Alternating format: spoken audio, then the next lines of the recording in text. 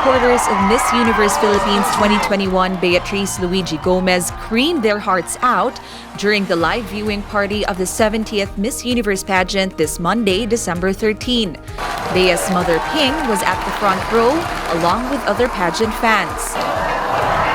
Both tension and excitement filled the air as the candidates were trimmed down to top 16, Philippines, top 10, Philippines, and top 5, Philippines. all of which included Cebu's pride, Bea.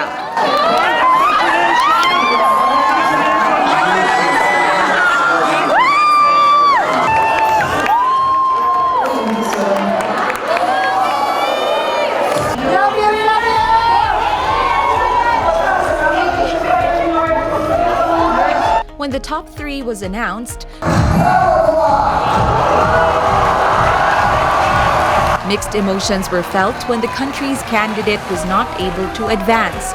But for Bea's mom, being in the top 5 was already more than enough. Sa pagka-tinudan na ilan, murag na wa jud ko nag-expect na si Bea maabot jud og top 5 gani kaya nga ako ang sigihan ra gyud tawag ampo nga gutob lang jud mi og 16 or 10 ang kanang top 5 grabe taas na kay nga achievement samot ni siguro unta nakuha pa niya ang corona. Gusto man mi nga maabot niya gyud pero ngadto ra gyud kutob ang amo ang iyahang pagkuan iyahang naabot so pasalamat gyapon kay migdako sa Ginoo. Miss Earth 2008 Carla Henry also congratulated her fellow Cebuana beauty queen.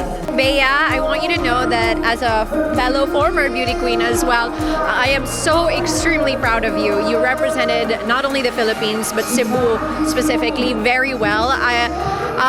I cannot even fathom or imagine the kind of stress and pressure that you underwent while you were competing, and you handled it so gracefully, better than most of us probably would have. So for that, I am thankful. I appreciate what you have done for our country and for our city, and I'm just really proud of you. And congrats, Bea. We can't wait for you to get home. The tight list said that Bea broke boundaries for being the first tattooed and openly gay beauty queen. Well, I think that she broke boundaries already in Miss Universe Philippines pa lang. I think that you stayed true to who you were. I don't think you let anybody really influence who you were in the competition, even in the local and especially when it came to the international. So you being a member of the LGBTQIA+, and of course being also with the tattoo and everything, I mean, it's breaking the mold, breaking the stereotype. And for someone who very actively, promotes for that, again, thank you, because now that we have just opened up the field, we've opened up the game to so much more women who didn't think they could. So for that, again, once again, thank you.